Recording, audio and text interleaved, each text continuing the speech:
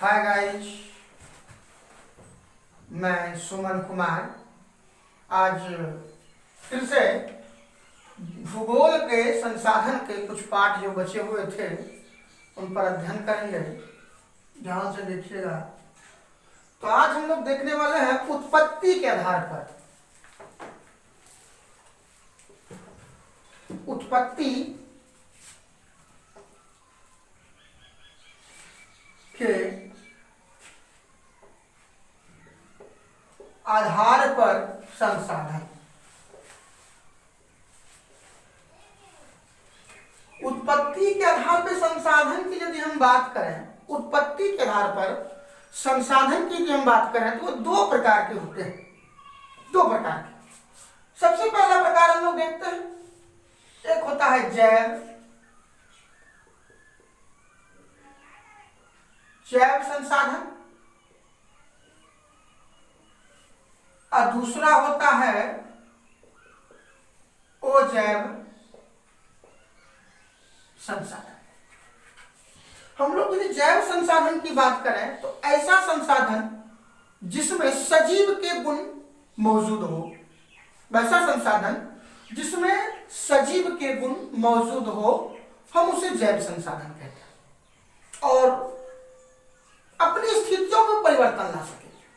जैसे क्या हम मानव की बात करें, हम धीरे धीरे अपनी स्थितियों में समय के साथ परिवर्तन लाते हैं, चाहे वो जानवर हो, चाहे वो वृक्ष हो, अन्य सजीव जो भी है, उन सभी को हम लोग जैव संसाधन कहते हैं। जिसमें जीव हो उसे हम जैव संसाधन कहते हैं। तो साधारण भाषा में समझिए, वैसा संसाधन जिस संसाधन में सजीव के गुण मौजूद हो, जिस संसाधन में सजीव के गुण मौजूद हो, हम उसे जैव संसाधन कहते हैं।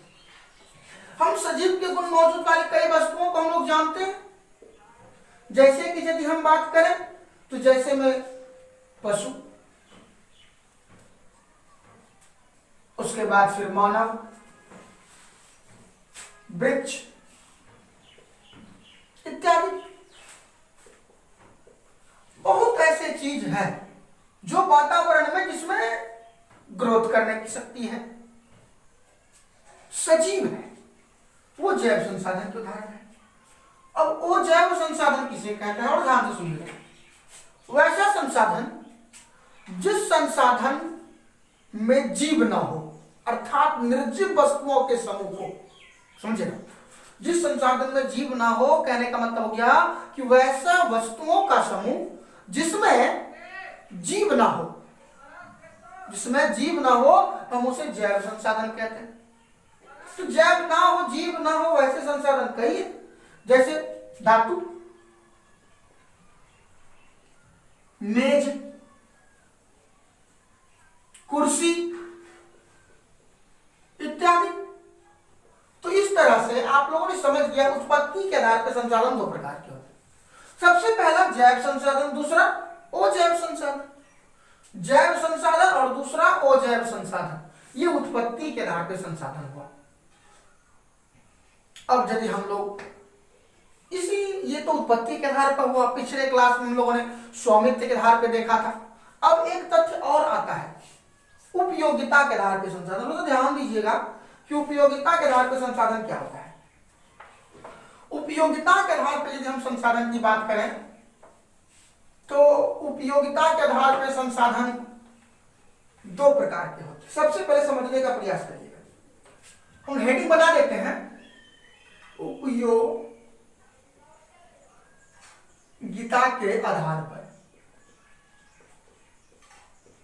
उपयोगिता के आधार पर भी संसाधन कितने प्रकार के होते हैं? दो प्रकार के होते हैं। तो सबसे पहला होता है नवीकरणीय संसाधन और दूसरा होता है अनवीकरणीय संसाधन। समझिएगा, पहला होता है आपका नवीकरणीय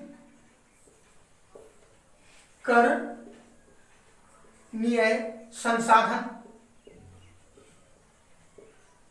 और दूसरा होता है अनवीकरणीय संसाधन। नवीकरणीय संसाधन, अनवीकरणीय संसाधन।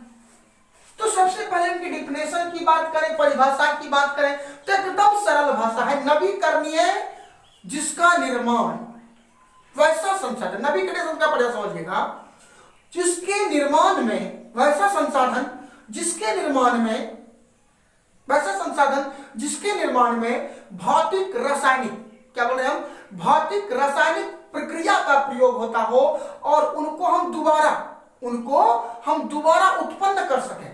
तो दो तथ्य याद रखना होगा आपको, पहला तो भौतिक और दूसरा रासायनिक प्रक्रिया से उत्पन्न करें वैसा संसाधन जिस संसाधन की उत्पत्ति हम भौतिक रासायनिक प्रक्रिया से उत्पन्न करें और उनको हम दोबारा प्रयोग कर सकते हैं, उसे नवीकरणीय संसाधन कहते हैं। तो भौतिक रासायनिक प्रक्रिया से उत्पन्न होने वाले कई संसाधन आपके पास है।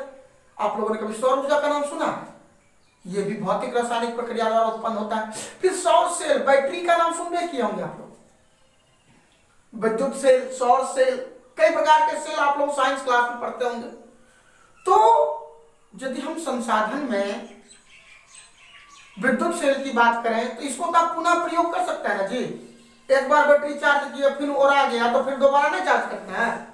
तो ये कहने का मतलब हो गया कि वैसा संसाधन जिसका उपयोग हम पुनः कर सकते हैं, तो आपका सेल हो गया।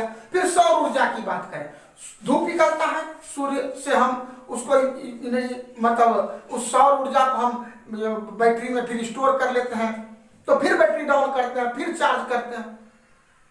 फिर आपका उसी तरह पवन ऊर्जा है, जल ऊर्जा है, इत्यादि कई प्रकार के ऐसे संसाधन हैं जो कि नवीकरणीय संसाधन के उदाहरण है।